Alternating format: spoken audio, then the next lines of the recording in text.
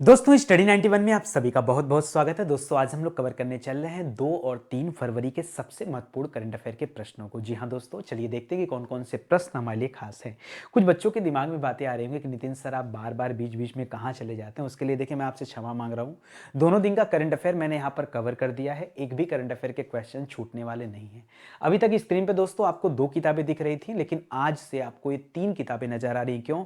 क्योंकि तीसरी किताब की लॉन्चिंग चल रही थी, उस पर हम लोग काम कर रहे थे, पूरी रात काम हुआ, जिसकी वजह से मैंने क्लास बनाया तो, लेकिन उस क्लास में आवाज़ नहीं आई। ठीक है, मतलब किसी वजह से दोस्तों बैटरी ख़त्म हो गई थी, मैंने ध्यान नहीं दिया कर्सर पर, और जिसकी वजह से क्लास जो है पूरी तरह से गड़बड़ हो गई। मैंने अपलोड भी किया था, बट लास्ट में जब एकदम अर्ली मॉर्निंग मैंने उस चीज़ को देखा कि यार इसमें तो आवाज़ ही नहीं है, फिर मुझे अचानक से वो बंद करना पड़ा। ठीक है, तो इस तरह की दिक्कतें हुई, चलिए कोई बात नहीं। तो अब ये 3 किताबें अभी हमारे हाथ में तो दोस्तों 2 ही किताब है, बट बहुत जल्द अगले 1-2 दिनों में वो किताब प्रिंट होके आ जाएगी, तो ये किताब मार्केट में दे दी जाएगी। अभी स्टडी 91 दोस्तों ये 2 किताबें जारी कर चुका है लेखपाल परीक्षा के लिए।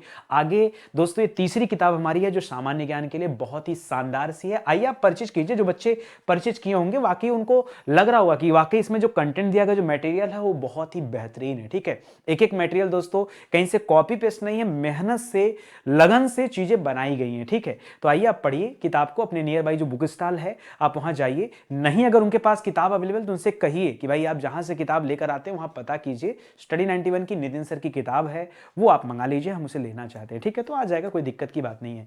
दोस्तों ये सारे हमारे ऑनलाइन कोर्स हैं जिन्हें आप परचेज कर सकते हैं, ऊपर हमारे हेल्पलाइन नंबर दिए गए हैं, उन पर कॉल करके आप संपर्क कर सकते हैं। चलिए तो हम लोग शुरू करते हैं दोस्तों आज के इंपॉर्टेंट करंट अफेयर की क्लास। बिल्कुल घबराने वाली बात नहीं दोस्तों, देखिए ज्यादा दिन नहीं है, थोड़ा सा क्या है ना, किताबों के फील्ड में दोस्तों पहली बार हम आ रहे हैं, इसलिए ज़्यादा वर्क है, हमें कुछ पता नहीं है इसके बारे में, कहाँ छपती है, कैसे बनता है, क्या है, तो बहुत कुछ करना पड़ रहा है। इस वजह से थोड़ी सी जो है दिक्कतें आ रही है, और दिक्कतें दोस्तों एजुकेशन से संबंधित है। बाकी मैं ऐसा नहीं कि कहीं मैं घूमने चला गया, कहीं टूर पर कुछ कर रहा हूं, ऐसा कुछ नहीं है। ठीक है, चलिए स्टार्ट करते हैं दोस्तों अपनी क्लास को। और यहाँ पे जो भी इंपॉर्टेंट सवाल हैं बड़ा ध्यान से आप देखिएगा, पढ़ने का कोशिश करिएगा। ठीक है, और पूरा 2 दिन का मैंने कवर भी कर लिया है, तो वो भी दिक्कत आपको नहीं होगा। ठीक है, चलिए पहला कि हाल ही में जारी आंकड़ों के अनुसार अनुसूचित जाति, जी हाँ दोस्तों अनुसूचित जाति, इसका मतलब क्या है, सीधे सीधे 80 की बात करा अनुसूचित जाति के उद्यमियों की सबसे अधिक संख्या ये किस राज्य में है, ये आपको बताना है। सबसे अधिक संख्या किस राज्य में दोस्तों, तो याद रखेगा सबसे अधिक संख्या महाराष्ट्र में। कितना,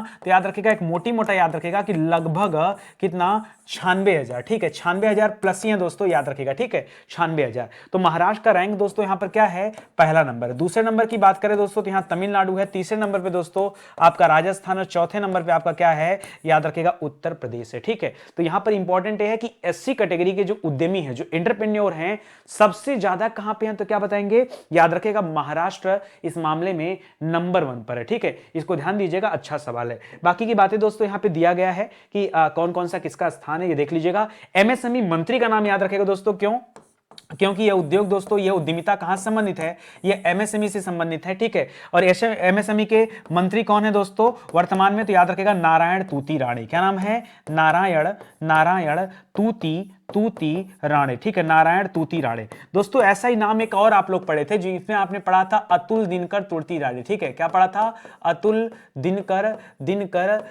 तूती राणे, अतुल दिनकर तूती राणे दोस्तों, या खाली राणे पढ़ा था। ठीक है, याद रखेगा। ये जो था दोस्तों, ये पढ़ा था आपने ब्रह्मोस मिसाइल जो है दोस्तों, ब्रह्मोस एरोस्पेस। ठीक है, ब्रह्मोस एरोस्पेस के क्या बने दोस्तों, ये सीईओ चुने गए थे, ये उनका नाम था। ठीक है, तो कहीं कंफ्यूज मत होएगा, क्योंकि राणे राणे दोनों जगह हैं, इसलिए हो सकता है कहीं दिमाग में आ जाए कि सर ऐसा कुछ हमने पढ़ा था। ध्यान दीजिएगा, अच्छे से याद रखिएगा। चलिए यहां पर ये सारी बातें दी गई, आप चाहें तो पढ़ सकते हैं। मैं आपको लेके चलता हूं दोस्तों राष्ट्रीय समाचार से जुड़े कुछ अच्छे सवाल बताता हूं, क्योंकि ये सवाल जो आपके नेशनल न्यूज से संबंधित है। पहला इसे याद रखेगा। दूसरा लिख रहा है कि भारत ने किस देश के सहयोग से 150 गांवों को उत्कृष्ट गांव के रूप में दोस्तों बदलने की योजना बनाई है, तो इसमें जो भारत सहयोग ले रहा है वो इजराइल का सहयोग ले रहा है। मैंने पहले भी आपको बताया था दोस्तों कि लगभग 29 गांवों पे दोस्तों काम ऑलरेडी शुरू हो चुका है, 12 राज्यों में काम चल रहा है, वो सारी बातें भी आप ध्यान दीजिएगा। पीएम मोदी ने नेता सुभाष चंद्र बोस की होलोग्राम प्रतिमा का अनावरण कहां पे किया, तो जो हमारा इंडिया गेट है दोस्तों दिल्ली में, ठीक है, वहां पर इस प्रतिमा का अनावरण किया गया। 23 जनवरी को दोस्तों सुभाष चंद्र बोस जी की जयंती मनाई जाती है, जिसे अब भारत सरकार ने पराक्रम दिवस के रूप में मनाने की घोषणा किया है, तो भी याद रखेगा क्योंकि परीक्षा में पूछा जा सकता है। ठीक है, आगे बढ़िए। ऑक्सफोर्ड यूनिवर्सिटी प्रेस ने वर्ष 2021 का children word of the year के रूप में किस शब्द को घोषित किया है? तो याद रखें एक शब्द है दोस्तों, एंग्जाइटी। क्या नाम है? एंग्जाइटी। इसका अर्थ होता है चिंता, ठीक है। तो चिंता शब्द को दोस्तों वर्ड ऑफ द ईयर, यानी इस पूरे साल में जो सबसे ज्यादा बार शब्द इस्तेमाल किया गया children word of the year, उसमें चुना गया दोस्तों एंग्जाइटी को, चिंता को, ठीक है। हाल ही में कोविड-19 वैक्सीन पर डाक टिकट किसने जारी किया? तो वर्तमान में स्वास्थ्य मंत्री हैं मनसुख मांडविया जी, उन्होंने ही दोस्तों ये डाक टिकट जारी किया, ठीक है। करा किस राज्य ने राष्ट्रीय स्टार्टअप पुरस्कार 2021 में सर्वाधिक पुरस्कार जीता? तो भाई जिस राज्य में सबसे ज्यादा स्टार्टअप हुए होंगे, सबसे ज्यादा नई नई कंपनियां, नए नए स्टार्टअप हुए होंगे, उस राज्य ने जीता होगा। तो उस राज्य का नाम है दोस्तों कर्नाटक राज्य, ठीक है। इसको भी याद रखेगा। अंतरराष्ट्रीय मुद्रा कोष यानी आईएमएफ ने दोस्तों अभी अपना एक नया मुख्य अर्थशास्त्री के रूप में दोस्तों नियुक्त किया। इसके पहले भारतीय मूल की एक महिला थी दोस्तों, जिनका नाम था गौरी गोपीनाथ, ठीक है। याद रखिएगा दोस्तों, गोपीनाथ थी, और अब उनका स्थान किसने ग्रहण कर लिया दोस्तों गोपीनाथ जी का? तो याद रखेगा ओलिवियर गौरिंचस, पूरा नाम है दोस्तों इनका नाम क्या है? पियरे ओलिवियर गौरिंचस, ठीक है। गीता गोपीनाथ का दोस्तों इन्होंने स्थान ग्रहण किया है, ठीक है। किस राज्य सरकार ने नेपाल सीमा के पास 4 गांवों को राजस्व गांव का दर्जा दिया है? तो राज्य सरकार का नाम है उत्तर प्रदेश, जिसने 4 गांवों को राजस्व गांव का दर्जा दिया, ठीक है। आगे पढ़िए। कह रेलवे एक रेल मंत्रालय ने दोस्तों एक स्टेशन का नाम चेंज किया, वो स्टेशन गुजरात में है। जब कभी आप स्टैच्यू ऑफ यूनिटी जाएंगे तो बीच में एक स्टेशन पड़ता है केवड़िया रेलवे स्टेशन, ठीक है। यही केवड़िया वो जगह दोस्तों जिसको गुजरात सरकार ने हाल ही में ईवी सिटी के रूप में विकसित कर रही थी, इलेक्ट्रॉनिक व्हीकल सिटी के रूप में, ठीक है। तो याद रखेगा अब उस केवड़िया स्टेशन का नाम चेंज कर दिया गया और अब उसका नाम रख दिया गया एकता नगर रेलवे स्टेशन, ठीक है। क्यों? क्योंकि जो सरदार वल्लभ भाई पटेल जी थे उनकी जयंती को हम एकता दिवस के रूप में मनाते हैं 31 अक्टूबर को। वो सारी बातें भी याद रखेगा। तो एकता नगर रेलवे स्टेशन यहां पर आ गया, ठीक है। चलिए अगले सवाल पर चलते हैं। अगला लिख रहा है चर्चित पुस्तक फियरलेस गवर्नेंस, ये किसके द्वारा लिखी गई दोस्तों? बताइए जल्दी से। फियरलेस गवर्नेंस ये किसके द्वारा लिखी गई किताब है? 4 लोगों का नाम है। उर्जितार पटेल। उर्जितार पटेल को दोस्तों अभी हाल ही में उपाध्यक्ष चुना गया था। याद रखेगा इनको उपाध्यक्ष चुना गया था किसका?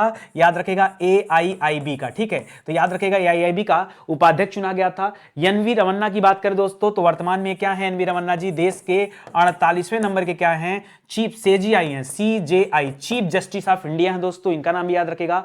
यहां आपका सही उत्तर हो जाएगा दोस्तों डॉक्टर किरण बेदी। जी हां दोस्तों, ये फियरलेस गवर्नेंस जो किताब है ये किरण बेदी जी ने लिखा है और इसमें उनका जो टाइम रहा दोस्तों 5 वर्ष का जो कार्यकाल रहा, 5 साल का, ठीक है। वो एज अ राज्यपाल उन्होंने गुजारा। वो कहां की राज्यपाल थी दोस्तों? तो याद रखेगा पुदुचेरी की। कहां की? पुदुचेरी की राज्यपाल रही दोस्तों उस समय को। और इसके अलावा दोस्तों भारत की पहली महिला IPS के रूप में उन्हें जाना जाता है। तो महिला IPS के रूप में काम करते हुए जो भी उनका 40 साल का समय गुजरा, वो पूरी स्टोरी दोस्तों इस किताब में उन्होंने लिखा है। किताब का नाम क्या है? फियरलेस गवर्नेंस नाम है, इसको याद रखेगा। और अगर मैं यहां शशि थरूर की बात करूं तो काफी बड़े पॉलिटिशियन है दोस्तों, आपको लगातार इनके जो है न्यूज मिलते होंगे सुनने को, और कई बार द हिंदू में इनसे रिलेटेड बहुत सारी चीजें प्रकाशित होती रहती हैं। हाल ही में इनकी किताब भी आई थी दोस्तों पंडित्री करके, ठीक है, वो भी आपने पढ़ा होगा, ठीक है। तो आप देखिए प्रेजुडी पंडित्री कर किताब थी, शशि थरूर की रचना थी, ठीक है। तो ये बाकी जो अभी मैंने बताया आपको IPS के बारे में, वही सारी बातें लिखी गई हैं। आप चाहें तो पढ़िए, डाउनलोड कर लीजिए PDF, और स्क्रीनशॉट को लेके परेशान मत रहिए, ठीक है। इत्मीनान से PDF डाउनलोड करिए और आराम से पढ़ाई करिए। चलिए मैं आपको लेके चलता हूं दोस्तों ऐसे सवाल पर जहां हाल फिलहाल में कुछ अच्छी अच्छी किताबें हम लोग करंट अफेयर में पढ़े थे। एक बार आप रिविजन कर लीजिए, अगर आपने अच्छे से रिविजन कर लिया ना तो चीजें आपको याद हो जाएंगी, ठीक है। चलिए देखिए क्या लिखा है। तो फियरलेस गवर्नेंस याद रखे दोस्तों, ये किसकी रचना है? याद रखेगा किरण बेदी की रचना है। वैसे भी बहुत फियरलेस थी, आपको पता होगा। पता जिस टाइम इंदिरा गांधी प्रधानमंत्री थी देश की, उस समय इंदिरा गांधी की कार को इन्होंने टोचन करके अपने जो है उठा ले गई थी। किस लिए? क्योंकि कार गलत जगह पे पार्किंग थी। तो आप समझ सकते हैं आज आज आज के हालात कुछ और है। आज तो लोग नेताओं के कदम में चाटुकारिता करने को तैयार है, लेकिन उस समय एक अकेली ऐसी महिला IPS थी जो प्रधानमंत्री यानी इंदिरा गांधी जैसी प्रधानमंत्री के साथ भी इस तरह की चीजें उन्होंने किया था। ये न्यूज में भी था, मैंने भी इस चीज को पढ़ा और तब मैं आपको बता रहा हूं, ठीक है। आगे देखिए, करा हाल ही में चर्चित पुस्तक द 10 ट्रिलियन ड्रीम दोस्तों किसकी रचना है? सुभाष चंद्र गर्ग की रचना है दोस्तों। सुभाष चंद्र गर्ग ये पूर्व में हमारे मुख्य आर्थिक सलाहकार के रूप में भी दोस्तों काम कर चुके हैं भारत सरकार के पास, ठीक है। तो ये भी याद रखेगा, पूर्व में काम किए हैं, भी ध्यान दीजिएगा, ठीक है। A little book of India. A little book of India दोस्तों रचना है रस्किन बॉन्ड की। बहुत बहुत इंपॉर्टेंट ये किताब है, इसको जरूर याद रखेगा, क्योंकि परीक्षा में देखिए कुछ राइटर जैसे शशि थरूर हो गए, जैसे सलमान रुश्दी हो गए, जैसे आपके रस्किन बॉन्ड हो गए, ये ऐसे लोग हैं दोस्तों कि जब जब ये लोग किताबें लिखते हैं ना, आपके परीक्षा में खूब किताबें पूछी जाती हैं। तो प्लीज यार पढ़ लेना, और नहीं पढ़ के जाओगे तो बड़ी बेइज्जती होगी अपनी, ठीक है। आपकी नहीं होगी, आपकी नहीं होगी, आप मेरे चैनल से पढ़ते हैं, स्टडी 91 से पढ़ते हैं ना, बेइज्जती स्टडी 91 की होगी, ठीक है। और यार आप चाहते हो आपका अपना चैनल बदनाम हो जाए, नहीं ना, इसलिए मेहनत से पढ़ना, इन लोगों का रचना जरूर पढ़ना, ठीक है। हाल ही में इंडियाज विमेन अनसंग हीरो, जी हां दोस्तों, इसमें ऐसी 75 महिलाओं के बारे में दोस्तों बताया गया है जो जिनके बारे में हम लोगों ने कभी पढ़ा नहीं। क्यों? इतिहास में इन लोगों का नाम कहीं मेंशन नहीं, कहीं भूले भटके नाम आ जाए तो आ जाए, इसलिए दोस्तों इस किताब को हमारे संस्कृति मंत्रालय की मंत्री हैं, नाम है मीनाक्षी लेखी, उनके द्वारा दोस्तों इस किताब का विमोचन किया गया, ठीक है। भारत सरकार की तरफ से किताब प्रिंट हो रही है, इसके कोई लेखक नहीं है, ठीक है। लिख रहा है हाल ही में चर्चित पुस्तक the legend of Birsa Munda. जी हां दोस्तों, बिरसा मुंडा वैसे बहुत लीजेंड आदमी रहे, ठीक है, आपके मुंडा जनजाति के देवता कहे जाते हैं, ठीक है। और इनके ऊपर जो किताब लिखा दोस्तों, ये दो लोगों ने लिखा है, एक तुहिन सिन्हा नाम है, दूसरा नाम है अंकिता वर्मा, ठीक है। इन दोनों का नाम याद रखेगा। चर्चित पुस्तक Bose the untold story of an inconvenient nationalist, ये किताब लिखा दोस्तों चंद्रचूड़ घोष ने, ठीक है, इसको भी याद रखेगा। हाल ही में दोस्तों आपने पढ़ा होगा इनके बारे में, नेताजी अवार्ड भी हाल ही में दिया गया था, वो पूर्व प्रधानमंत्री थे आपके जापान के, नाम था शिंजो आबे, उन्हें दिया गया था, ठीक है। गांधी के हत्यारे दोस्तों किताब लिखा है धीरेंद्र के झा ने, ठीक है, इसको भी याद रखेगा। चर्चित पुस्तक ममता बियॉन्ड 2021, ये किताब लिखा है जयंत घोषाल ने। किसने लिखा है? जयंत घोषाल ने। वीएल इंदिरा दत्त की पुस्तक उन्होंने खुद ही लिखा है, इसका विमोचन हमारे उपराष्ट्रपति वेंकैया नायडू जी ने किया है, तो इसको भी आप लोग याद रखेगा, ठीक है। चलिए बढ़ते हैं अगले सवाल पर दोस्तों। अगला सवाल देखते हैं, करा ऑस्ट्रेलियन ओपन 2022 में पुरुष एकल का खिताब किसने जीता? ध्यान दोस्तों, पुरुष एकल। अभी कुछ दिनों पहले दोस्तों हम लोगों ने महिला एकल का किताब पढ़ा था, महिला एकल, जिसमें मैंने बताया था दोस्तों ये ओमेन सिंगल का खिताब था, जिसको एक ऑस्ट्रेलियाई महिला ने जीता था। क्या आपको नाम याद है क्या? एक ऑस्ट्रेलियाई महिला ने जीता था दोस्तों, उनका नाम है एशले बार्टी। क्या नाम है? एशले बार्टी नाम है दोस्तों, याद रखेगा। और आज आपके सामने सवाल आई गया कि पुरुष एकल का किताब किसने जीता है, तो याद रखेगा पुरुष एकल का किताब जीता है राफेल नडाल ने, ठीक है, राफेल नडाल जीता। किसको हराया दोस्तों? अच्छा, ये राफेल नडाल कहां से दोस्तों? याद रखेगा ये स्पेन से हैं, और इन्होंने हराया किसे है? इन्होंने हराया है डेनियल मेदवेदेव को। किसे? Daniel Medvedev. देखिए इनका ये पुरुष है, ठीक है, और एक नाम है दोस्तों डेनियल कॉलिंस, ठीक है। डेनियल कॉलिंस को हराई थी कौन? याद रखेगा एशले बार्टी ने हराया था, ठीक है। तो याद रखेगा अगर मैं पुरुष सिंगल की बात करूं तो राफेल नडाल ने जीता है, और महिला सिंगल की बात करूं तो आपके एशले बार्टी ने जीता है ऑस्ट्रेलियन ओपन। जरूर याद रखेगा। देखिए 4 तरह के होते हैं दोस्तों, एक ऑस्ट्रेलियन ओपन याद रखे, एक आपका विंबलडन ओपन याद रखे, एक यूएस ओपन होता है उसे भी याद रखे, ठीक है। ये 3-4 हैं गेम जिनको आप जरूर याद रखें। टेनिस का गेम है और अक्सर करके आपसे आपकी परीक्षा में पूछा जाता है, ठीक है। तो यहां जो अभी मैंने सिखाया तो वही दिया गया है। मैं थोड़ा सा आगे चलता हूं, ये उससे अच्छा लिस्ट है, इसको आप देख लो। देखिए लिख रहा पुरुष एकल का किताब राफेल नडाल जीता। ये राफेल नडाल का 21वां खिताब था दोस्तों, और अब इतना ज्यादा खिताब जीतने वाले राफेल नडाल अकेले व्यक्ति बन चुके हैं, नंबर 1 पे चल रहे हैं ऑल ओवर वर्ल्ड में। और वैसे ही एशले बार्टी दोस्तों नंबर 1 पे चल रही महिलाओं की श्रेणी में, ठीक है। तो पुरुष एकल का किताब राफेल नडाल को मिला, महिला एकल का किताब किसने जीता? ये आपके एशले बार्टी ने जीता। इसके अलावा लिखा है पुरुष युगल। पुरुष युगल मतलब याद रखिए, पुरुष युगल मतलब होता है दोस्तों ज्वाइंट, मतलब दो, एक तरफ 2 आदमी, एक तरफ 2 आदमी। ऐसे महिला युगल होता है यानी कपल्स, ठीक है। तो मेंस कपल और वुमेन्स कपल, ये 2 हैं दोस्तों। तो पुरुष युगल का जो खिताब था दोस्तों, जाहिर सी बात है युगल थे तो 2 लोग जीते होंगे, थानासी कोकिनाकिश हैं और निक किर्जियो हैं, ठीक है। ऐसे महिला में दोस्तों बारबोरा और कैटरीना है। बारबोरा कैटरीना ऐसे याद रखेगा। मिश्रित में एक मेल एक फीमेल एक पार्टी में, एक मेल एक फीमेल एक पार्टी में होती दोस्तों, इस तरह से होती हैं। तो क्रिस्टीना मलवादेवनिक है और इवान डोडिंग है, ठीक है। वैसे मेल और फीमेल याद रखे, वो ज्यादा अच्छा रहेगा आपके लिए, ठीक है। चलिए फिलहाल आगे बढ़ते हैं दोस्तों। खेल से संबंधित कुछ अच्छे सवाल जो हाल फिलहाल में करंट अफेयर की क्लास में हम लोगों ने पढ़ा था, एक बार उसे भी आप देख लीजिए, ठीक है। तो पहला हो गया ऑस्ट्रेलियन ओपन। अगर मेंस की बात करें दोस्तों तो इसे जीता है किसने? बताइए जल्दी से। राफेल नडाल ने जीता है, 21वां खिताब है उनका, ठीक है। हाल ही में हुए एशिया कप हॉकी का दोस्तों खिताब किसने जीता? तो एशिया कप हॉकी जीता दोस्तों जापान देश ने। किसने जीता है? जापान ने जीता, इसको भी याद रखेगा। हाल ही में ऑस्ट्रेलियाई ओपन में महिला सिंगल का खिताब एशले बार्टी ने जीता है।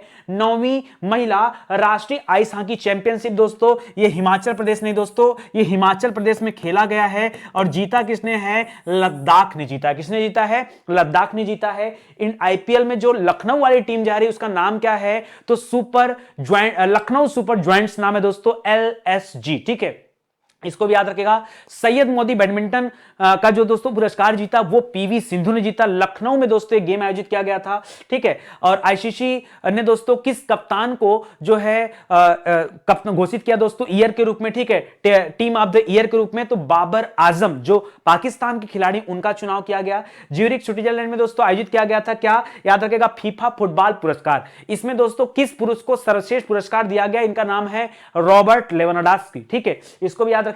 कौन सा देश एएफसी महिला फुटबॉल एशियाई कप की मेजबानी करने वाला है साल 2022 में? तो वह देश है भारत। इसको भी याद रखेगा। और अंतिम में है कि लोह किन यू को हराकर दोस्तों किसने अपना सुपर 500 का खिताब जीत लिया है? तो नाम क्या है? लक्ष्य सेन। एक ऐसा समय था दोस्तों जब इसी लोह किन यू ने बैडमिंटन वर्ल्ड फेडरेशन में किदाम्बी श्रीकांत को हराया था और इसलिए इनको गोल्ड मेडल मिला था और किदाम्बी श्रीकांत को सिल्वर मेडल मिला था। लेकिन देखिए जिसको गोल्ड मिला उसी को एक भारतीय ने हराया, नाम है लक्ष्य सेन। तो इनका नाम भी आप याद रखिएगा। ठीक है, चलिए आगे बढ़ते हैं। अब यहां से दोस्तों ज्यादा से ज्यादा क्वेश्चन कवर करने के लिए दोस्तों मैंने यहां पे क्वेश्चन थोड़ा चेंज कर दिया है। ठीक है, तो आप इस क्वेश्चन को भी पढ़ लीजिए। ठीक है, क्यों? क्योंकि मैंने आपसे पहले कहा देखिए 2 और 3 2 दिनों का दोस्तों करंट अफेयर था, कुछ चीजें छूट रही थी तो मुझे लगा यहीं पे हम लोग क्या कर लेते हैं, इसको मिला लेते हैं। ठीक है, देखिए हर साल जो बजट होता है ना, बजट के ठीक पहले दोस्तों एक इकोनॉमिक सर्वे रिपोर्ट जारी की जाती है। ठीक है, ये इकोनॉमिक सर्वे रिपोर्ट और बजट में क्या अंतर होता है पहले आप मुद्दा समझिए। ठीक है, एक होता है दोस्तों इकोनॉमिक सर्वे रिपोर्ट। ठीक है, इकोनॉमिक सर्वे। ठीक है, और एक होता दोस्तों बजट। ठीक है, एक होता बजट। दोनों में अंतर है होता दोस्तों जो वर्ष बीता है अभी। ठीक है, जैसे अभी बीता क्या दोस्तों, तो अभी 2021 बीता है तो याद रखेगा 1 अप्रैल से दोस्तों फाइनेंशियल ईयर अपना शुरू हुआ था, 1 अप्रैल से शुरू हुआ था और 31 मार्च पे दोस्तों खत्म हुआ। तो 1 अप्रैल दोस्तों 2021 से शुरू हुआ और ये चला दोस्तों 31 मार्च 2022 तक। ठीक है, ये चलेगा दोस्तों। फिलहाल ये तो हमारा फाइनेंशियल ईयर है दोस्तों। जो बजट है ये बजट तो दोस्तों कब के लिए जारी किया जाता है? ये बजट तो दोस्तों फरवरी में आ जाता है। तो दोस्तों जो बजट फरवरी में आता है, ध्यान दीजिएगा, पहले ये तो फाइनेंशियल ईयर की बात होगी।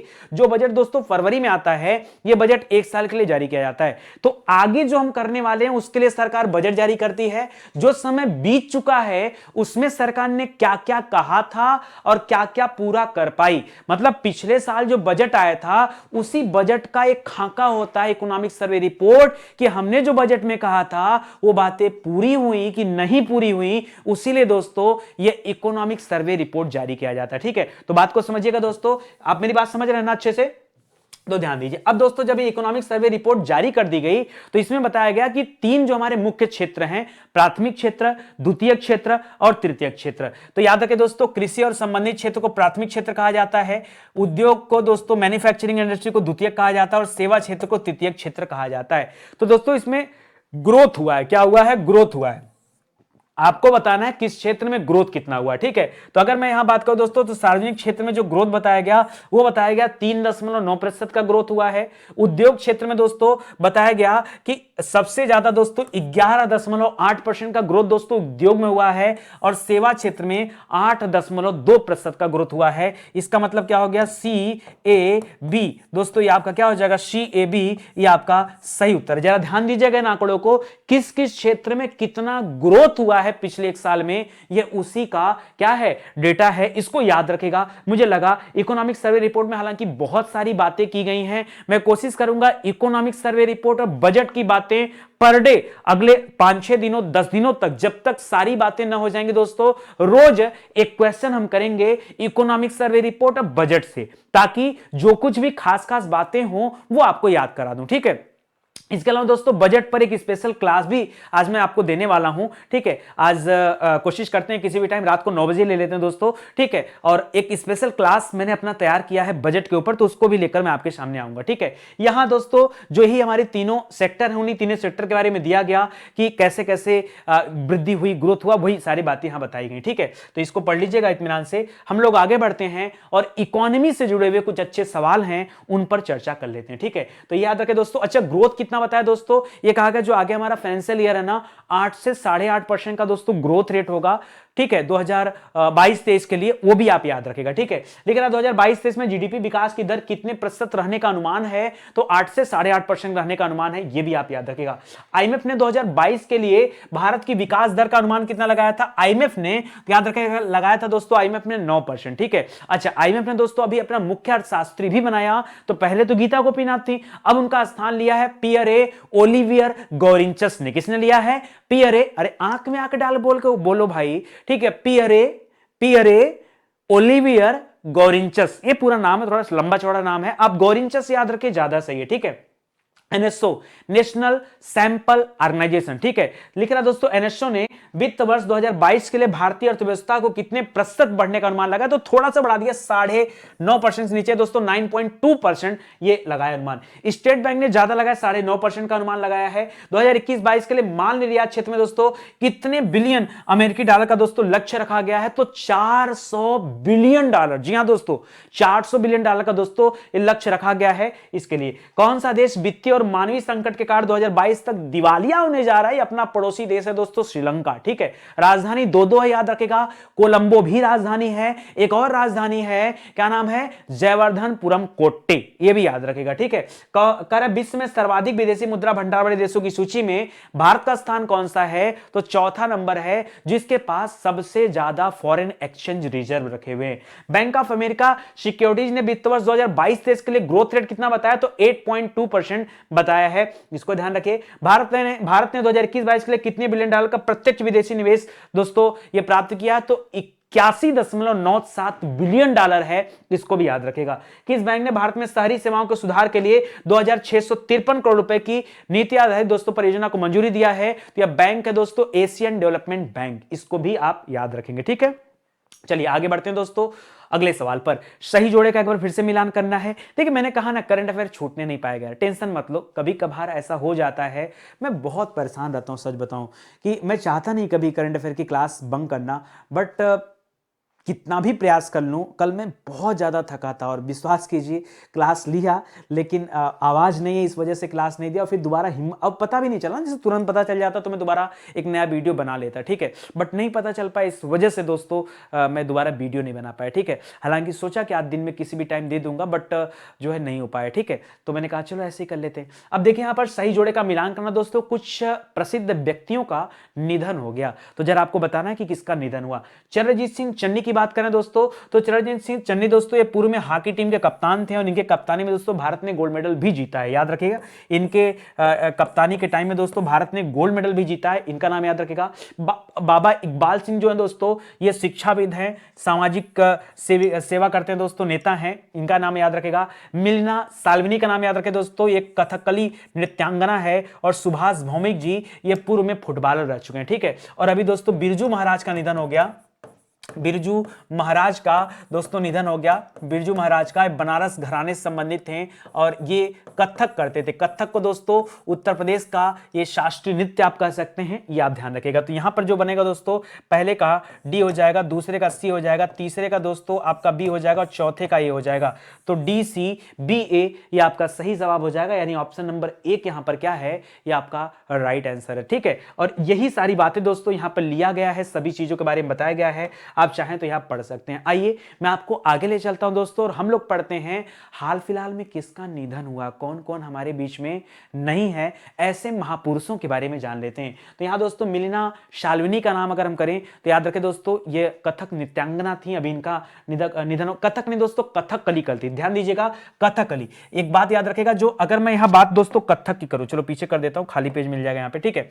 अगर मैं कथकली की बात करूं दोस्तों, तो कथकली जो नृत्य है दोस्तों, ये आपके कहां का है, ये आपके केरल से है, ठीक है। कथकली केरल में चलता है, ध्यान दीजिएगा, केरल में दो चीजें चलता है, कथकली भी चलता है और मोहिनी अट्टम भी चलता है, ठीक है, तो भी याद रखेगा, ठीक है, इंपॉर्टेंट है, ठीक है। सही बोल रहा हूं ना, कोई दिक्कत बताओ जल्दी से। आंध्र प्रदेश में कुचिपुड़ी हो गया, कर्नाटक में यक्षगान हो गया, ठीक है, और ये हो गया, और बाकी कथकली कहां पे हो जाएगा, आपका केरल हो जाएगा, ठीक है। तो ये सारी चीज याद रखे। कथक जो होता है, जो बिरजू महाराज थे, वो अपने उत्तर प्रदेश से संबंधित हैं दोस्तों, तो उनका नाम भी आप याद रखेगा, ठीक है। और ये जो शाल्विनी जी थे दोस्तों, इनको पहले पद्मश्री भी मिल चुका है, तो ये भी याद रखेगा। और ये सुभाष भौमिक जी जो दोस्तों, ये एशियाई गेम खेल चुके हैं दोस्तों, फुटबॉल से संबंधित, ठीक है, तो इसको पढ़िएगा। थिरु आर नागास्वामी का दोस्तों निधन हो गया। इनकी ये तो बहुत प्रसिद्ध इतिहासकार थे, कई किताबें इनकी आई हुई दोस्तों, और एक किताब तो इसी जनवरी 2022 में आई थी। ठीक है, सोचिए अभी अभी किताब आई और अभी अभी देहांत हो गया। ठीक है, हाल ही में पंडित बिरजू महाराज का निधन हुआ है, आपके बनारस घराने संबंधित थे, कथक करते थे। ठीक है, यूरोपीय संसद के किस अध्यक्ष का इटली के अस्पताल में निधन हो गया? बेचारे अभी अभी दोस्तों यूरोपीय संसद का इनको अध्यक्ष बनाया गया था। ठीक है, डेविड सासोली नाम था दोस्तों इनका। ठीक है, जिनका निधन हो गया, याद रखिए अभी रिसेंट में दोस्तों इनको अध्यक्ष चुना गया था, बट अब क्या करेंगे। ऑस्कर विजेता सिडनी पोइटियर का दोस्तों निधन हो गया, ये एक अभिनेता थे, आप कह सकते हैं। ठीक है, गिरीश ठाकुरवाल नानावती का निधन हो गया दोस्तों।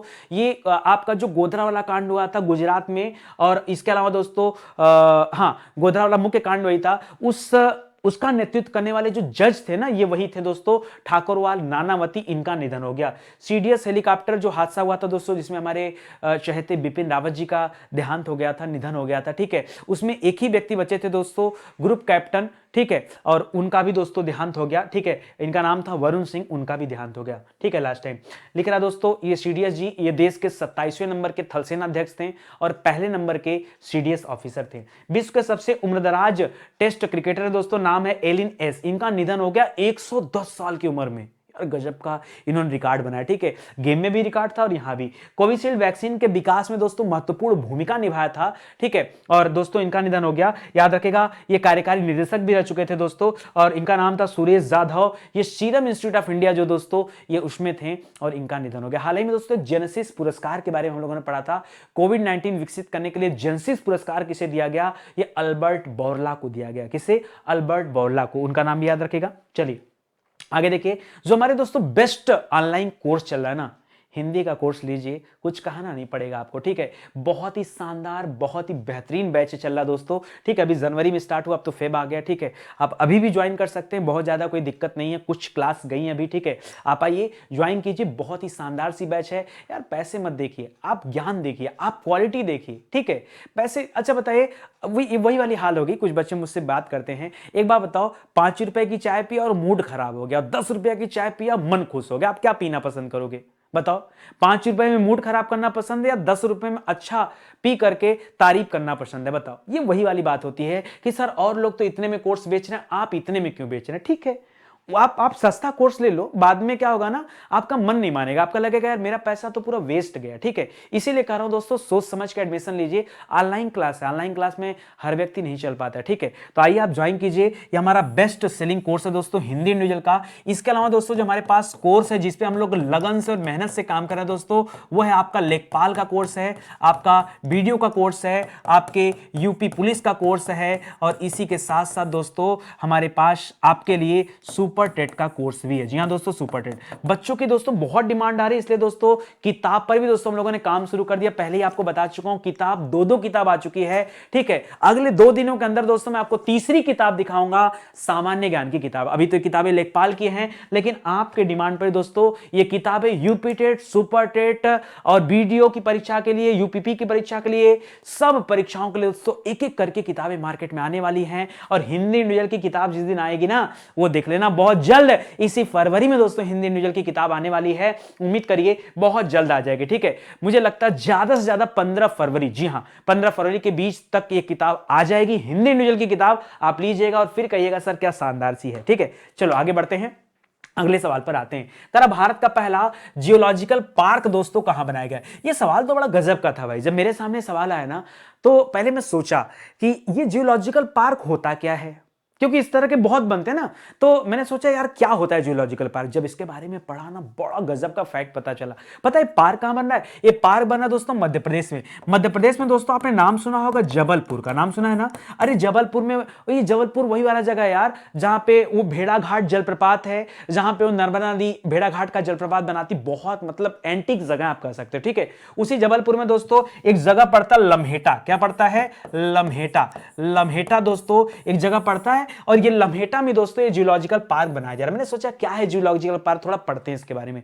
जब पढ़ा ना तो पता चला ये दुनिया के सबसे पुराने स्थानों में से एक है जहां डायनासोर पाए जाते थे। डायनासोर, वो भी भारत में। हां, मुझे भी नहीं पता था, मैं इतने दिन से पढ़ा रहा हूं, मुझे कभी नहीं पता था कि डायनासोर के जीवाश्म भी भारत में मिले। ईमानदारी से बताओ ना भैया, नहीं पता था तो नहीं पता था। आपको पता था क्या? मुस्कुरा रहे हो, ठीक है, नहीं पता था। तो जब मुझे पता चला ये है ऐसा और ये लम्हेटा जगह है जबलपुर में, वहीं पर दोस्तों ये जियोलॉजिकल पार्क बनाया जा रहा है। याद रखेगा उत्तर होगा मध्य प्रदेश। गलती नहीं करोगे ना, मत करिएगा, ठीक है। अभी आगे हम लोग पढ़ेंगे दोस्तों, पहले थोड़ी सी बातें कर लेते हैं दोस्तों जियोलॉजिकल पार्क के बारे में, मजा आएगा। कर भारत का पहला भूवैज्ञानिक उद्यान जियोलॉजिकल पार्क मध्य प्रदेश के जबलपुर के लम्हेटा में बनाया जा रहा है दोस्तों।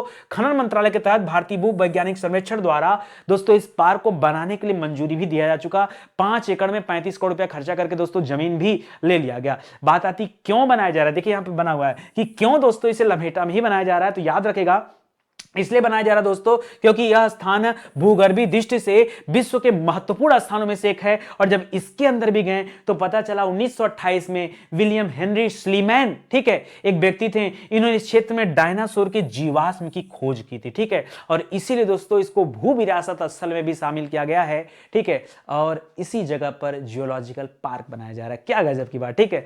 फिर मैंने सोचा सर्वेक्षण जो विभाग है दोस्तों भारतीय भूवैज्ञानिक सर्वेक्षण, थोड़ी सी बातें पढ़ लेते तो पता चला इसकी स्थापना तो हमारे आजादी के बहुत साल पहले, जब हमारे देश में 1857 की क्रांति थी, उसके और भी पहले 1851 में, अरे 1853 में तो पहली बार रेल चली है, उसके पहले ही यह विभाग बनाया जा चुका था अंग्रेजों के द्वारा, भारतीय भूवैज्ञानिक सर्वेक्षण, ठीक है। तो जीएसआई की स्थापना 1851 में हुई थी। यह एक वैज्ञानिक एजेंसी है जो खनन मंत्रालय के अधीन काम करती है। यह दुनिया भर में सबसे पुराने संगठनों में से एक और भारतीय सर्वेक्षण के बाद भारत का दूसरा सबसे पुराना सर्वेक्षण संगठन है, ठीक है। ये सारी चीजें पढ़िएगा, ठीक है। हाँ, एक चीज और यहां पे इंपॉर्टेंट मिली दोस्तों, करा यह मध्य प्रदेश, महाराष्ट्र और गुजरात में पाई जाने वाली तलछटी भूगर्भीय संरचना है, यहां पे जो थोड़ा सा पाई जाती है, ठीक है। डेक्कन ट्रैप से जुड़ा हुआ दोस्तों यह स्थान है जिसमें मॉरिस्टिशियन युग जो था दोस्तों, उसमें डायनासोर के जीवाश्म उस युग के मिले हैं, ये था, ठीक है। तो काफी अच्छी बातें थी, समझ में आ गया। चलिए मैं आपको लेके चलता हूं दोस्तों, भारत में पहली बार या विश्व में पहली बार, कभी कुछ पहली बार हुआ हो तो उन सवालों को जरा पढ़ लीजिए, ठीक है। क्या लिखा है पढ़िए। कह रहा भारत का पहला जियोलॉजिकल पार्क कहां बनाया जा रहा है? जी हां, जहां पर डायनासोर के अवशेष मिला करते थे, ठीक है। यह जगह है मध्य प्रदेश के अंदर जबलपुर के अंदर लम्हेटा गांव है, याद रखिएगा, ठीक है। कह रहा भारत का सबसे बड़ा ईवी चार्जिंग स्टेशन कहां बनाया जा रहा है? जी हां, ईवी पॉलिसी लॉन्च किसने किया? महाराष्ट्र ने। ईवी सिटी कहां बन रही है? केवड़िया में। सबसे बड़ा ईवी चार्जिंग स्टेशन अभी तक तो महाराष्ट्र में था 20 चार्जिंग स्टेशन का, अब 100 गाड़ियां एक साथ चार्ज होंगी और वो जगह बन रहा है गुरुग्राम में, ठीक है, याद रखेगा। और पहला EV friendly highway Delhi Chandigarh highway है। और दुनिया का सबसे ऊंचा ईवी चार्जिंग स्टेशन कहां पे है? तो काजा गांव में है, हिमाचल प्रदेश में, ठीक है, उसको भी याद रखेगा। दुनिया का सबसे बड़ा कैनाल लॉक का उद्घाटन कहां पे किया गया? ये नीदरलैंड की राजधानी एम्स्टर्डम के पास किया गया, ठीक है। भारत का पहला ग्राफीन नवाचार केंद्र कहां बनाया जा रहा है? तो भारत की पहली डिजिटल यूनिवर्सिटी दोस्तों केरल में है और वहीं पर इस ग्राफीन नवाचार केंद्र को बनाया जा रहा है, ठीक है। भारत में अपनी तरह का पहला राज्य स्तरीय पक्षी एटलस किस राज्य ने जारी किया? यह पक्षी एटलस जारी किया है केरल राज्य ने, ठीक है। हाल ही में किस शहर में भारत की पहली पैरा बैडमिंटन अकादमी खोली जा रही है? तो यह पैरा बैडमिंटन अकादमी लखनऊ में खुल रही है, इसको याद रखेगा। हाल ही में कहां पर भारत का पहला जिला सुशासन सूचकांक जारी किया गया? हमारे गृह मंत्री अमित शाह जी ने जारी किया। जम्मू कश्मीर के 5 जिलों में यह जिला सुशासन सूचकांक जारी किया गया है। किस राज्य की जानवी डांगेती ने प्रतिष्ठित नासा कार्यक्रम पूरी करने वाली पहली भारतीय महिला बन गई हैं? ये डांगेती कहां की रहने वाली हैं? ये आंध्र प्रदेश की बिटिया है दोस्तों, अपने भारत की, ठीक है। भारत का पहला कोयला से मेथनॉल बनाने वाला संयंत्र जो बनाया गया भेल के सहयोग से, भारत हैवी इलेक्ट्रॉनिक लिमिटेड। लेकिन इसको देश को समर्पित किसने किया? तो हमारे जो मंत्री हैं, भारी उद्योग मंत्री, भारी नाम भी है, महेंद्र नाथ पांडे, ठीक है, उन्होंने इसे समर्पित किया। भारत का पहला सैनिटरी नैपकिन मुक्त गांव कौन सा है? तो ये केरल का कुंबलांगी गांव है। कौन सा? केरल का कुंबलांगी गांव। हाल ही में यूपीआई ऑटो पे शुरू करने वाला दोस्तों पहली दूरसंचार कंपनी कौन बन गई है? रिलायंस जियो बन गई है। भारत का पहला हेली हब कहां बनाया जा रहा है? यह भी गुड़गांव में बनाया जा रहा है, इसको सही कर लीजिए। ये कहाँ बनाया जा रहा है? ये गुरुग्राम में बनाया जा रहा है। ठीक है, तो ये इतने इंपॉर्टेंट सवाल है दोस्तों जो हाल फिलहाल में पढ़े थे, साथ में रहेंगे तो सब पढ़ेंगे यार, हंसते रहे मुस्कुराते रहे। ठीक है, चलिए फिर से कूट वाला सवाल, क्या करें यार, मैं नहीं दे रहा। देखिए 2 दिन से पढ़ा नहीं करंट अफेयर, तो मेहनत तो करना पड़ेगा ना, देखिए भागने नहीं दूंगा यार। ठीक है, जाने वाने का कहीं मतलब नहीं है। ठीक है, आ जाओ, शांति से ही पढ़ो, यहाँ ज्यादा मजा है। चलो आगे बढ़े, सही सुमेलित करना दोस्तों। हाँ, मुख्य पद पर नियुक्ति की बात हो रही। अरे कोई राष्ट्रपति बना हल्का फुल्का पद थोड़े होता है। ठीक है, अभी हाल फिलहाल में 5 लोगों को राष्ट्रपति चुना गया था। किसको कहां चुना गया था बताना ये बात आपको। ठीक है, करा सियोमारा कास्त्रो को, डेनियल ओर्टेगा को, शौकत मिर्जियो को, डेमसेंड्रा मैसन को, हैकंडे हिचलेमा को। सबसे पुराना है हैकंडे हिचलेमा। हैकंडे हिचलेमा साहब को जाम्बिया का राष्ट्रपति चुना गया था। कहां का दोस्तों? जाम्बिया का राष्ट्रपति चुना गया था, इसको याद रखेगा। ठीक है, आगे अच्छा, आज का सवाल क्या है? आज का है सियोमारा कास्त्रो। शियोमारा कास्त्रो को दोस्तों अभी होंडुरास का राष्ट्रपति चुना गया। कहां का? होंडुरास का। और ये होंडुरास की पहली महिला राष्ट्रपति हैं। क्या हैं? पहली महिला राष्ट्रपति दोस्तों होंडुरास की, भी याद रखिएगा। ठीक है, अगला है डेनियल ओर्टेगा। डेनियल ओर्टेगा दोस्तों ये निकारागुआ के राष्ट्रपति हैं, याद रखिएगा। निकारागुआ से नाम आता है एंटीगुआ का, और अभी एंटीगुआ को कहां रखा गया? आईएसए में शामिल होने वाला 102वां देश कौन सा है? एंटीगुआ और बरबूडा। बरबूडा, ठीक है, याद रखिएगा वो है। और यहां पर क्या नाम है? ये निकारागुआ है, तो आप ध्यान दीजिएगा। ठीक है, शौकत मिर्जियो की बात करें तो ये शौकत मिर्जियो दोस्तों उज्बेकिस्तान के राष्ट्रपति हैं। डैम सेंड्रा मेशन की बात करें दोस्तों तो डैम सेंड्रा मेशन कहां हो जाएंगे? अब एक ही तो बचा है आपका, बारबडोसा। जी हां, ये भी बारबडोसा की दोस्तों पहली महिला है। क्या है?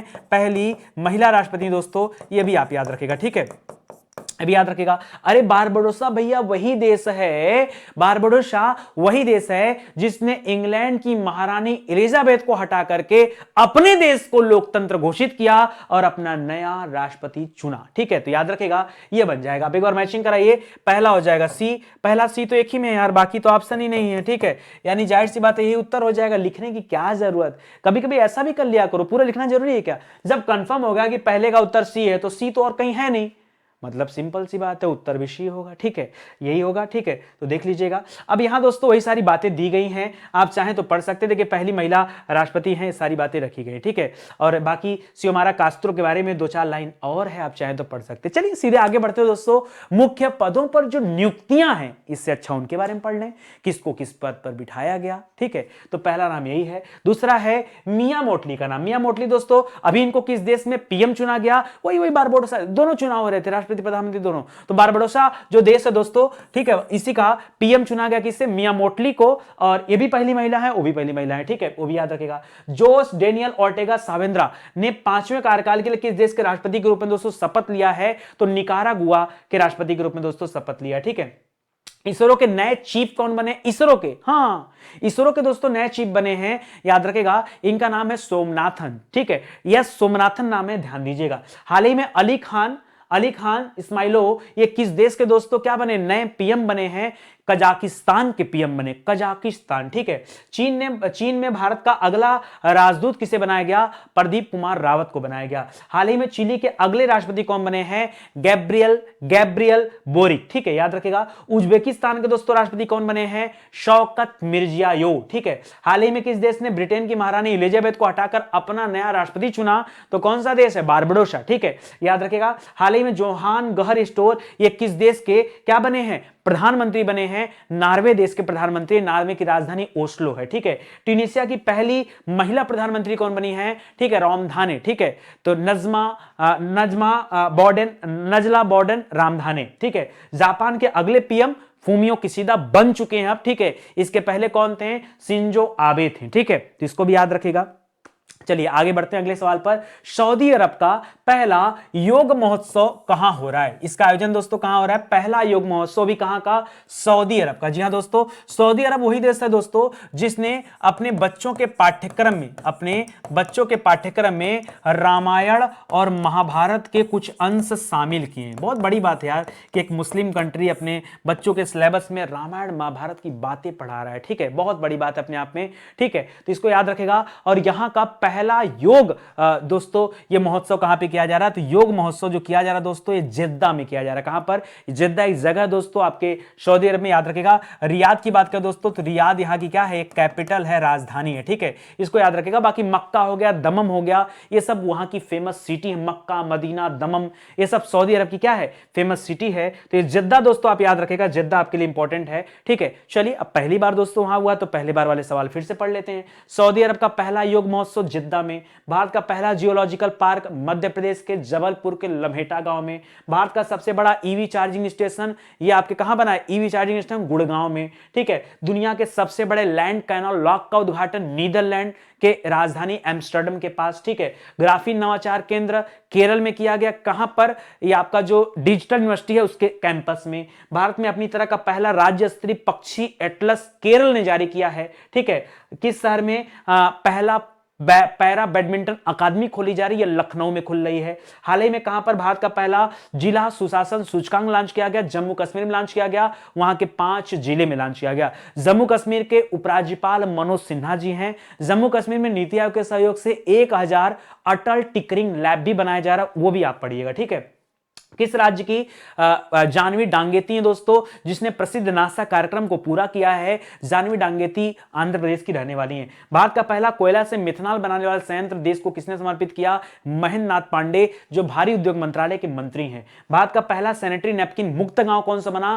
केरल का कुंबलांगी गांव। हाल ही में यूपीआई ऑटो पे शुरू करने वाली पहली दूरसंचार कंपनी कौन है? तो रिलायंस जियो है, इसको भी याद रखेगा। दोस्तों आप लोग बताइए ना, एक बार कमेंट करके बताइए, अगर आप लोगों के लिए करंट अफेयर की इस तरह से किताबें लॉन्च की जाए तो क्या आप पसंद करेंगे? स्टडी 91 अगर करंट अफेयर की किताबें मार्केट में लॉन्च करे, ठीक है, तो आप लोग लेना पसंद करेंगे? एकदम सस्ता यार, पैसे की बात मत करो, ठीक है। जो भी मिलेगा क्वालिटी कंटेंट वाली चीजें होंगी, सस्ता ही रहेगा। पैसे की बात मत करो, क्वालिटी की बात करो कि सर क्वालिटी देंगे क्या, ठीक है। और डंके की चोट पे सबसे बेहतर क्वालिटी देके दिखाएंगे। अगर इस तरह की किताबें आए तो क्या आप लेना पसंद करेंगे, हाँ या ना? ठीक है, चलिए आगे बढ़ते हैं। लिख रहा है 73वें गणतंत्र दिवस परेड में किस राज्य की झांकी में पाल और दादवाओ के गांव में हुए नरसंहार को दिखाया गया? पता इस बार की झांकी में पढ़ रहा था, ठीक है। तो झांकी जब आपका गणतंत्र दिवस समारोह होता है तो जो दिल्ली में दोस्तों आपका इंडिया गेट है उसके सामने जो जगह है वहाँ पर पूरा बैठकी होती है और वहीं पर ये सभी झांकियाँ प्रस्तुत की जाती है। अलग अलग राज्य उसमें पार्टिसिपेट करते हैं, जो भी वहाँ की बेस्ट चीज़ें होती हैं वहाँ दिखाई जाती, ठीक है। इस बार की झांकी के बारे में जब मैंने पढ़ा तो जो मुझे एंटिक चीज़ लगा ना वो यही एंटिक लगा कि दोस्तों गुजरात की झांकी आई थी, गुजरात राज्य की झांकी आई थी दोस्तों, जहां पर दोस्तों पाल और दादवाओं के गांव में दोस्तों नरसंहार हुआ था। जब मैंने इस नरसंहार के बारे में पढ़ा तो मुझे पता चला दोस्तों कि अंग्रेजों ने इन गांव के लोगों पर दोस्तों 1200 लोगों को दोस्तों नियत्थी जनता पर दोस्तों गोलियों से भून दिया था। जो घटना आपके जलियांवाले बाग कांड में हुई थी, याद आया आपको? जलियांवाला बाग कांड अप्रैल में 13 अप्रैल 1919 तिथि है, ठीक है, 13 या 14 है, ठीक है, याद रखिएगा अप्रैल ही, अप्रैल 1919 में दोस्तों जलियांवाले बाग कांड का नाम सुना होगा। कैसे वहां पर नियत्थी जनता पर दोस्तों पुलिस वालों ने जो है गोलियां चलाई। एक छोटा सा कुआं था, उस कुआं में लोग अपनी जान बचाने को कूदने लगे, पूरा कुआं 100 से पट गया था। वैसे ही हालात यहाँ के थे। कभी उठा के पढ़िए यहाँ का इतिहास, आंखों में आंसू आ जाएगा कि कैसे लोग जान बचा के वहां से हटे हैं, ठीक है। तो गुजरात राज्य की बात है। बाकी मणिपुर की बात करूं तो मणिपुर की महिलाओं ने दोस्तों जो है अंग्रेजों से जो है लड़ाइयां मोल ली थी और वहां की महिलाओं का नाम था दोस्तों उसको नुपीलाल स्मृति दिवस के रूप में मनाया जाता है। नुपीलाल स्मृति दिवस के रूप में दोस्तों, स्मृति दिवस के रूप में ये मणिपुर की जो महिलाएं दोस्तों हिस्सा ली थी, क्योंकि इनकी जो लड़ाई हुई थी दोस्तों 1904 में हुई थी और 1939 में हुई थी। इन दोनों लड़ाइयों में वहाँ की महिलाओं ने अंग्रेजों के साथ लड़ाई लड़ी थी। और बाकी अगर मैं तमिलनाडु की बात करें तो शिवगंगा साम्राज्य की रानी थी दोस्तों, ठीक है। तो उन्होंने भी लड़ाई लड़ी है, उनके बारे में हम लोग पढ़ेंगे। यहाँ पर आपका उत्तर हो जाएगा दोस्तों गुजरात, ठीक है। तो याद रखेगा दोस्तों ये सारी बातें यहाँ पर रखी गई हैं कि किस लिए लड़ाई हो रही थी, कैसे हो रही थी, कैसे कैसे वहाँ तेजावत जी, अच्छा हाँ, एक व्यक्ति का नाम यहाँ सामने आता है दोस्तों, जिनका नाम है तेजावत, ठीक है, तेजावत। तो ये मोतीलाल तेजावत पूरा नाम है, ठीक है। उन्हीं के ऊपर दोस्तों झांकी बेस्ड थी, ठीक है। और उस हत्याकांड के दौरान दोस्तों इनको भी पैरों में 2 गोली लगी थी, लेकिन ये वहां से किसी तरह बच निकले थे, ठीक है। बाद में दोस्तों इन्होंने ही सारी चीजें बताई, बाद में चल के इनको भी जेल हुआ, तमाम चीजें हैं। चलिए हम लोग आर्ट एंड कल्चर पे आते हैं दोस्तों, और इस तरह की पुरानी विरासत की चीजें, झांकियां वगैरह तो पढ़ते हैं, ठीक है। तो ये भी पढ़ लीजिएगा। करा पंडित जसराज कल्चरल फाउंडेशन का दोस्तों अभी उद्घाटन किया है मोदी जी ने, ठीक है। और याद रखें दोस्तों ये किस घराने से, इनका निधन हो चुका है 2020 में ही, ये मेवाती घराने से, इनको याद रखें। जैसे अभी कथक कलाकार थे ना बिरजू महाराज जी, वो बनारस घराने से थे, ये मेवाती घराने से हैं। कचाई लेवन फेस्टिवल दोस्तों ये आपके मणिपुर का ही फेस्टिवल है, याद रखेगा। इंटरनेशनल क्राफ्ट अवार्ड दोस्तों ये केरल को मिला है, ये भी याद रखेगा। किस राज्य सरकार ने कोविड-19 गाइडलाइन के तहत दोस्तों जल्लीकट्टू को आयोजन करने की मंजूरी दे दिया है? तो तमिलनाडु गवर्नमेंट ने इसके आयोजन को मंजूरी दिया है। किस राज्य में लोसांग उत्सव मनाया जा रहा है? तो ये आपके सिक्किम में मनाया जा रहा है, जबकि लोसार उत्सव लद्दाख में और लोसांग उत्सव सिक्किम में मनाया जाता है, ध्यान दीजिएगा, ठीक है। किस राज्य ने कृष्ण बलराम रथ यात्रा को अपना राज्य उत्सव घोषित किया? तो पंजाब राज्य है, ठीक है। वंदे भारत ग्रैंड फिनाले का आयोजन दिल्ली में किया गया। यूनेस्को ने किसे अमूर्त सांस्कृतिक विरासत के रूप में अभी शामिल किया है? अमूर्त वाले कैटेगरी में, ठीक है, इंटेंजिबल कैटेगरी में शामिल किया है। तो ये पश्चिम बंगाल में मनाए जाने वाले दुर्गा पूजा को यहां शामिल किया गया, ठीक है। चलिए आज का आखिरी सवाल पढ़ते हैं। लिख रहा दोस्तों तेली नीलापुरम अंतरराष्ट्रीय पक्षी अभ्यारण्य दोस्तों चर्चा में था। क्या? तेली नीलापुरम अंतरराष्ट्रीय पक्षी अभ्यारण्य चर्चा में क्यों था दोस्तों? क्योंकि यहां बहुत सारे प्रवासी पक्षी आते हैं, ठीक है, बहुत सारे प्रवासी पक्षी आते हैं, और प्रवासी पक्षियों का शिकार करने की दोस्तों मनाही है। वैसे तो पक्षियों का ही शिकार करने की मनाही है, बट 100 से ज्यादा प्रवासी पक्षियों का दोस्तों शिकार हुआ यहां पर, उनको मृत पाया गया। उसी वजह से ये अभ्यारण्य जो है चर्चा में रहा। आपको बताना दोस्तों अभ्यारण्य है कहां का? तो याद रखिएगा यह अभ्यारण्य है आंध्र प्रदेश का, ठीक है। क्या नाम है? तेली नीलापुरम अंतरराष्ट्रीय पक्षी अभ्यारण्य। कभी परीक्षा में पूछ देगा ना तो बच्चे सोचेंगे पता नहीं कहां कहां से पूछ देता। अरे जो अभ्यारण्य, जो राष्ट्रीय उद्यान चर्चा में रहते हैं वही नहीं पूछेगा। जैसे एग्जाम्पल, जैसे रायमोना राष्ट्रीय उद्यान कहां पर है? 6ठे नंबर का राष्ट्रीय उद्यान, पिछले साल नया राष्ट्रीय उद्यान बनाएगा तो चर्चा में नहीं रहेगा जी, तो पूछेगा नहीं आपसे। असम में था दिहांग पटकाई, वो भी असम में, असम का 7वें नंबर का राष्ट्रीय उद्यान, ठीक है। इसके बाद एक क्वेश्चन आया दोस्तों आपके कि जो है घड़ियाल संरक्षण के लिए एक राष्ट्रीय उद्यान की साइज बढ़ा दी गई, कौन सा है? तो ओरंग राष्ट्रीय उद्यान, ओरंग भी वहीं असम में है, ठीक है। एक दोस्तों चर्चा में आया था क्या आया था? लमेरू, ठीक है, लम्हेरा हाथी अभ्यारण्य दोस्तों चर्चा में आया था। वो क्या था? वो छत्तीसगढ़ में था। वो था, उसका आकार दोस्तों घटाकर 25% किया जाता है। जैसे मान लीजिए कोई 100%, उसको घटाकर 25% कर देना, तो वो किया जा रहा था, 3/4 उसका आकार कम किया जा रहा था, ठीक है। तो ये सारी चीजें।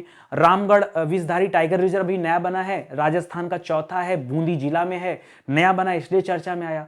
दोस्तों जो चर्चा में चीजें रहेंगी वो तो आपको बोला जाएगा ना। गुरु घासीदास अभ्यारण्य है, वो चर्चा में आया, बोला गया, ठीक है। तो एक तडोबा अंधारी टाइगर रिजर्व है आपके महाराष्ट्र में, वो चर्चा में था। तो जो संजय झील चर्चा में चल रहा था, वहां पक्षियों की गणना की जा रही थी। तो भाई जो चर्चा में रहेगा वो तो आपसे पूछा जाएगा, ठीक है। उसी तरह इसको भी पढ़िएगा दोस्तों, तेली नीलापुरम अंतरराष्ट्रीय पक्षी अभ्यारण्य आंध्र प्रदेश में, बता दिया मामला क्या था। चलिए पर्यावरण से संबंधित कुछ सवाल पढ़ लेते। पहला आपके पता ही है, रामगढ़ विषधारी टाइगर रिजर्व दोस्तों चर्चा में था, ठीक है। ये आपके राजस्थान के बूंदी जिला में है। किस टाइगर रिजर्व में दोस्तों अभी मतलब टाइगर को दोगुना कर लिया, ये आपको नाम बताना दोस्तों। तो इसका नाम है सत्यमंगलम टाइगर रिजर्व, ये आपके तमिलनाडु में है, इसको पढ़िएगा। किस देश ने तटीय जिलों में तेल के रिसाव के कारण दोस्तों 6 बैरल दोस्तों 6000 बैरल वहां तेल जो समुद्र में मिल गया, जिसकी वजह से वहां पर्यावरण आपातकाल घोषित किया गया। पेरू देश की घटना है।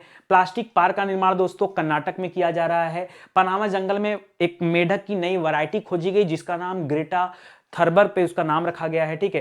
ग्रेटा थर्बर एक बच्ची है, बहुत बड़ी सामाजिक कार्यकर्ता भी है, ठीक है। राष्ट्रीय पार्क में जलमुर्गी की गणना की जा रही है। एक तो संजय झील जो दिल्ली में वहां किया जा रहा है, और दूसरा काजीरंगा राष्ट्रीय पार्क असम में वहां किया जा रहा है, ठीक है। दोनों याद रखेगा। ये संजय झील दिल्ली वाली है। किस राज्य सरकार ने घड़ियाल संरक्षण बताई दिया आपको? ओरंग राष्ट्रीय उद्यान है। हाल ही में किस राज्य के पहाड़ी क्षेत्रों में पहली बार दुर्लभ धूमिल तेंदुआ देखा गया? ये दुर्लभ धूमिल तेंदुआ नागालैंड में देखा गया। चीन द्वारा बनाए गए कृत्रिम सूर्य से कितनी डिग्री सेल्सियस दोस्तों ऊर्जा जनरेट हुई? तो 7 करोड़ डिग्री सेल्सियस की ऊर्जा जनरेट हुई है, इसको भी याद रखिएगा, ठीक है। तो इस तरह से दोस्तों हमारे करंट अफेयर की क्लास यहीं समाप्त होती है। बाकी जो हमारे बेस्ट ऑनलाइन कोर्स है वो आप जानते हैं कि लेखपाल हो गया, हिंदी इंडिविजुअल की बैच हो गई, वीडियो का बैच हो गया, यूपीपी का बैच हो गया और सुपर टेट का बैच हो गया। ठीक है, किताब मैंने आपको दिखाई दिया, किताब जाइए यार, आप कहीं के रहने वाले हो, ठीक है, आप कहीं भी रहने वाले हो, आप अपने बुक स्टॉल पर जाइए और उनसे मांगिए जा करके कि सर नहीं है तो 2 दिन में आप मंगा के दीजिए। ठीक है, आप मंगा के दीजिए, वो अपने जो है मेन होलसेलर से बात करेंगे तो वहां तक किताबें चली गई हैं। ठीक है, जब तक आप डिमांड नहीं करेंगे तब तक शायद ये किताबें आपके हाथ तक नहीं पहुंच पाएंगी। ठीक है, और बहुत जल्द दोस्तों हम लोग अपने वेबसाइट पर, एप्लीकेशन पर किताबों को अवेलेबल करा रहे हैं ताकि किताब आपके घर तक चली जाए। किसी वजह से मार्केट दूर है, समस्याएं हैं, तो कोई डिलीवरी चार्ज नहीं लगेगा। ठीक है, कैसे डिलीवरी चार्ज देना पड़ेगा क्या? नहीं, कुछ नहीं देना पड़ेगा। जो बुक की प्राइस है केवल इतना ही दे दीजिएगा। स्टडी 91 आपके साथ काम करने को तैयार है। आप लोग पढ़िए यार, सेलेक्ट हो जाइए। सेलेक्ट होने के बाद पूछेगा ना सर कुछ चाहिए, कुछ दें आपको, कुछ डोनेशन दें, लेंगे डोनेशन, तब मजा आता है लेने देने में। ठीक है, अभी क्या है 10 20 50 रुपए में क्या है, आप मेहनत से पढ़ाई करो ना जाके। ठीक है, ये हमारे हेल्पलाइन नंबर दिए गए हैं, इन पर आप कॉल करिए और हमसे संपर्क कर सकते हैं। किसी तरह की पूछताछ करनी तो कर सकते हैं, कुछ जानकारी चाहिए ले सकते हैं। ठीक है, चलिए दोस्तों मिलते हैं अगले लेक्चर में, तब तक के लिए धन्यवाद। जय हिंद, जय Bharat. Thank you so much.